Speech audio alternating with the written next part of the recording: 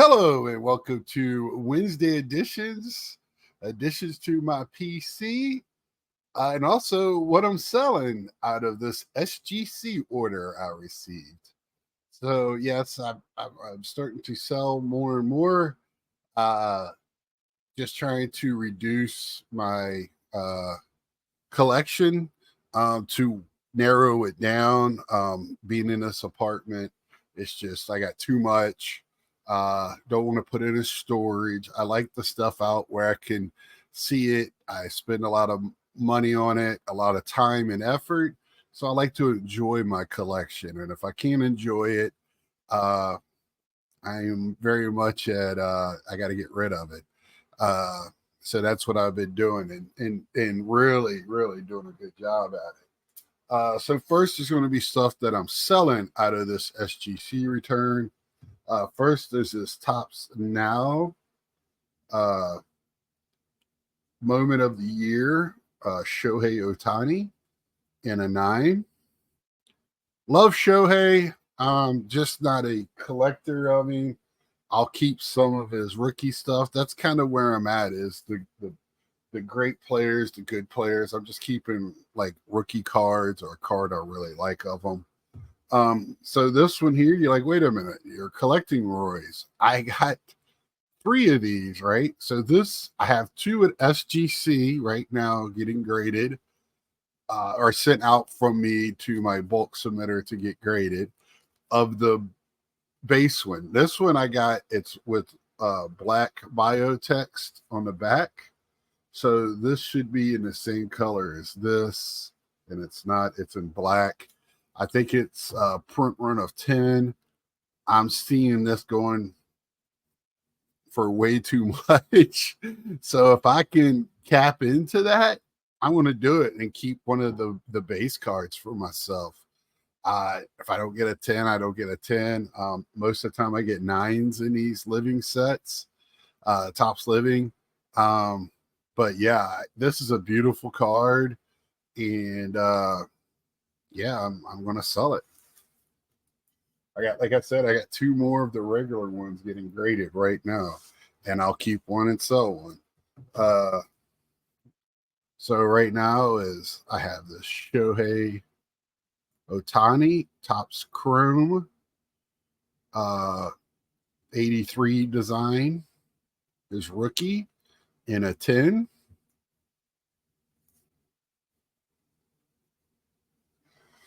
And then this is my big boy right here, a pristine 10 in the Advent calendar.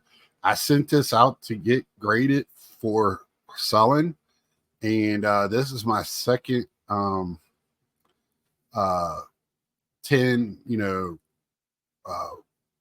premiere, whatever they call it, 10 I've got from them. I've got a White Sox one as well, from the cornfield game in Iowa, from Field of Dreams, which is in my collection, and I sold the other one. So this one will be going up for sale. So I'll definitely be getting more than enough money back to pay for these 2 SGC returns that I got. One of them is from the National. These were ones I sent in before the National with my bulk submitter. And I'll show you. These are a couple that I got, cards I picked up at the National and got them graded, just because, especially these bigger ones, I just didn't know how else to really. I could put this in a tall boy, but it just looks better in this 1.5. Knew it wouldn't grade well. It's got a crease. It's one of the stand-ups, double headers. Couple years ago, I stayed with James Gilliam and his and people from Bobble's group, and I really fell in love with this card. I wasn't familiar with it, became familiar with it, and I was like, if I could find a catcher card, or somebody that I really like in it that I can afford. So Rube Walker, love this catcher card. That was the one that was being shown in it. I knew it was off centered, but it has. I always look for, as long as it's got I want borders, right? If it was all the way to one or the other where it wasn't showing the white, I probably would have not bought this. I got a really good price on it. Talked to this was the table that James Elite Hunter was working at. I was talking to some of the other guys at the table that was working the other end. I did pick up a card from James as well there, and it's got Lou Limmer as the other person on the side. So I just thought these were, especially, I mean, it's a 1955, and I just thought this was, for 1955, having this type of card at that era, I thought was really cool that they did stuff like this. Very unique, fun for kids, just, and then to find these still in some type of where you can tell who the player is and they're not all torn up from being folded back and forth, I think is a plus. So I'm happy with the 1.5.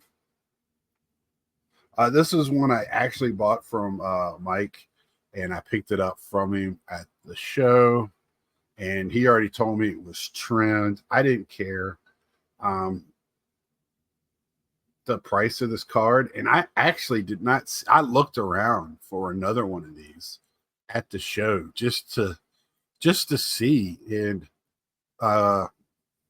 could not find one. I'm sure there was one there. I couldn't see everything, but I didn't see one.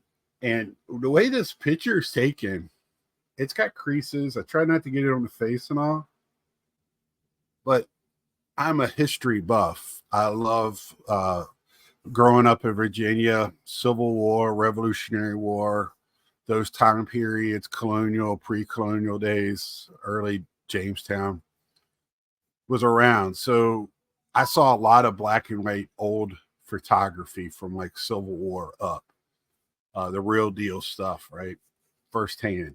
And this is the way the pictures look. Creases, guy smiling, black and white. Looks like it just came out of somebody's photo album. So I was like, yes, this is the card for me. I don't know why. And I'm picking up Mickey Cochran's. This is the the Goudy wide pin, 1934, type 1. And I fell in love with Mickey Cochran's story and just seeing his stuff at the Hall of Fame. Somebody asked me, did the Hall of Fame make me want to? And this is the guy. I was already learned about him through me and my dad on Mondays, and my dad talking about Detroit Tigers. Always like look at the catchers, and yeah, great story. Became a manager. I was telling somebody yesterday, I think I enjoyed coaching baseball more than I did playing it, even though I love playing it. I just love the game so much. But I just love that aspect of him. He was in the game for a long, long time. Pretty much a lifer, and love it, man. And this card just, I like the way it looks. I enjoy it. It's a card from 1934. What is it supposed to look like? This card has stories, right? If we can listen to the stories that the card has, I mean, good grief. So authentic. I knew that's what it was going to get. Not a surprise. And man, it tucks up, makes it look so much better. Thank you, Mike, for, he actually, I think, picked up selling some more of these. And I think he picked it up with me in mind, because as soon as he got it, he says, I think I got something you're interested in. So thank you, Mike, for that. And got to get that card and put more funds to my actual show money, because I got that at such a good deal. Another card I picked up at the show, which I got at a good deal, and I couldn't figure out why. And then after it got tucked, yeah, you can definitely see it now. It doesn't look like it goes all the way through, though. It looks like a actual like ink pen. It's kind of weird, but right here under his underarm, there's a little pinhole, right? But this was the card that got me. When I was looking at Roy Campanella's, this was one of them. I just love all the Bowmans. The Bowman cards are beautiful.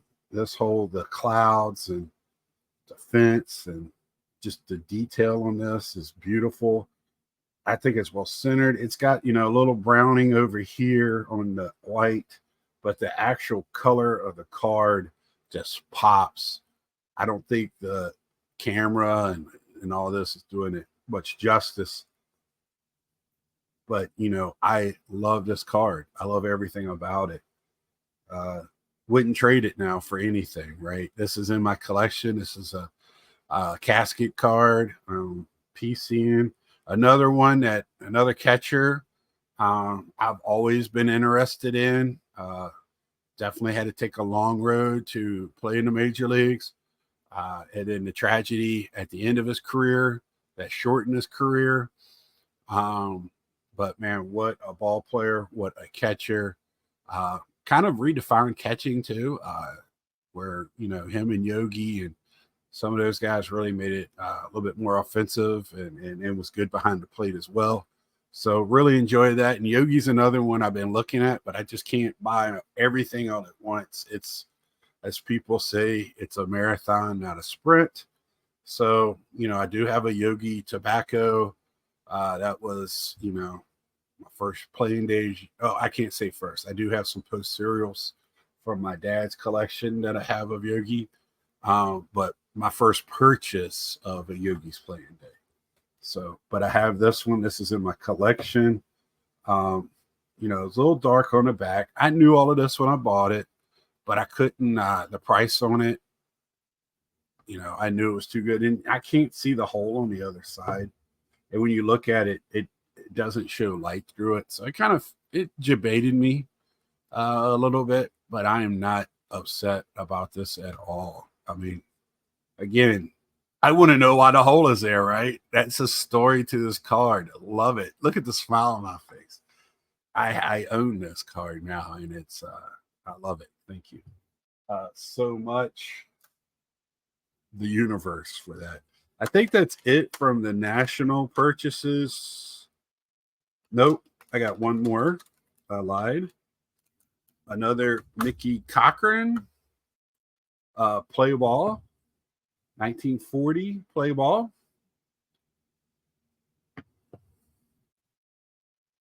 Of the other Mickey Cochran. Love this pose. I love the catcher pose. Wearing that glove. Again, seeing his equipment at the Hall of Fame, just I'm like, how I know I caught and how did they do it with that stuff? And I know how I got beat up at playing just up in the high school. I couldn't imagine grown men fouling balls off at you or in the dirt. The back seems pretty good. This card is beautiful for it to be from 1940. I mean, what is that, like 80 years, 84 years, right? Am I mathing correctly? Yeah. So, I mean, wow. My grandma would be, was a teenager when this happened. So she's been gone for, I don't know, shoot, almost 15 years. So yeah, this is awesome. I'm so happy to have in my collection. Loving it that it's a 2. I love cards, from that era. I feel like I saw some 7s and 8s that were beautiful. But you start to think what shenanigans happened to those cards, right? So, that's how and I can't afford those anyways. So I find the best in my price range. To me, I feel like that's the way the card is supposed to look from 1940. And now it's in my collection. I couldn't be happier.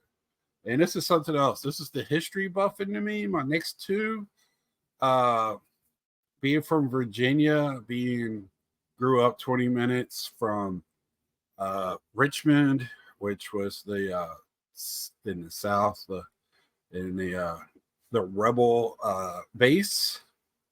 I used some of my Star Wars terms during the Civil War, and I got this because this card here, and I'll tell you why. You'd be like, "Oh, he got a Confederate card," but let me tell you, the confusion over what is the actual Confederate flag and what is not the flag of the Confederacy, but a battle flag of a state is overwhelming to me, and the defense of it is ludicrous.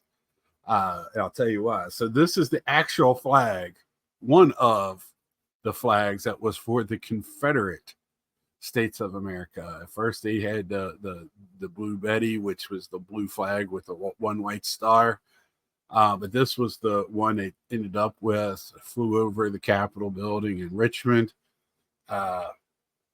It might have marched with some of the armies, but I don't think it did. Most of the time, the armies had their battle flag and then a state flag with them, or a flag of their regiment. And the reason why is because in chaos, you rally to the flag, and that's where that term comes from. So in a chaos, you always knew where your regiment was. So that's why they had to have different flags. But to get past that, the other one with the cross on it, the X with the bars and stars, that's the battle flag of Northern Virginia and Tennessee, which was with Johnston and Robert E. Lee. So, and they fought in the Eastern campaign mainly, right? Virginia, what we now have as West Virginia, and Shenandoah Valley a lot, and up into Maryland and, of course, Gettysburg. It was even, Johnson was a little bit in North Carolina as well. But that's the difference. So when people wave those flags and they try to defend that as heritage, it's really not.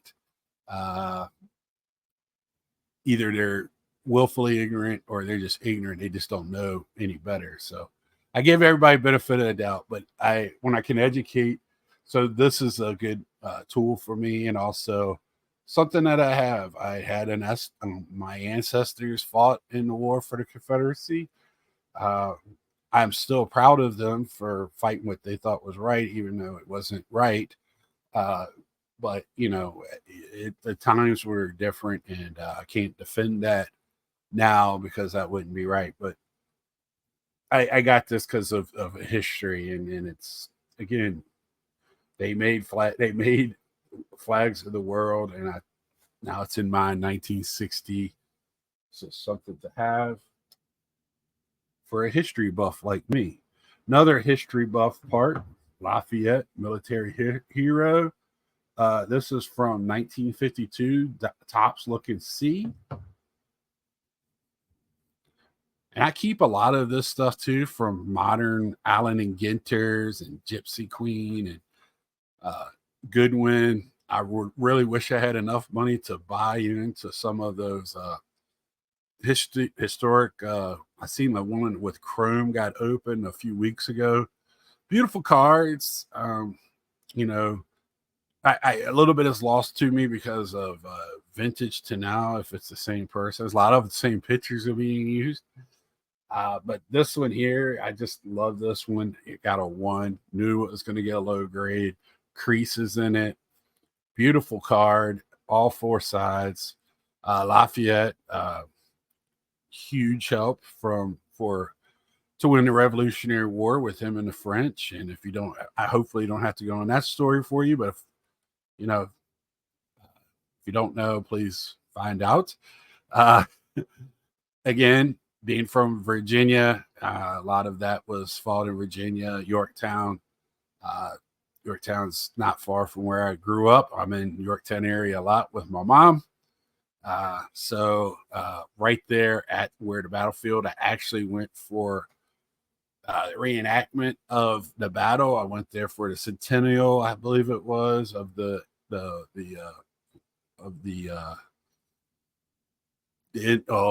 actual Cornwallis surrender. But yeah, so love this card. Another one I bought from Mike. So those two cards bought from Mike, very historical. Then, of course, I'm going to get into my Topps Living that I love. And when I get a 10, I'm ecstatic because these do not grade well. Evan Carter, I know, long-winded, shouldn't be this long-winded, but, man, I just love these cards. So I've got a 10 on the Evan Carter, Topps Living. They look beautiful in SGC. And my man, who I'm wholeheartedly into, is just Skeens fan right now. I hope Pittsburgh builds around him. This is a talent that should be playing in the postseason. And good luck to him and the rest of his league. And hopefully his arm holds up. You know, everybody's just waiting for when he's got to get that Tommy John. And, you know, maybe he's a big boy. He reminds me a lot of Nolan Ryan-esque, just how big he is. And he works hard. So hopefully that pans out. But, you know, those ligaments in your elbow and shoulder, doesn't care how big you are. My last card is another Skeens. Then and now. Let's see, the last one was no hit game. He had 6 no hit game innings with 11 Ks. And I think this is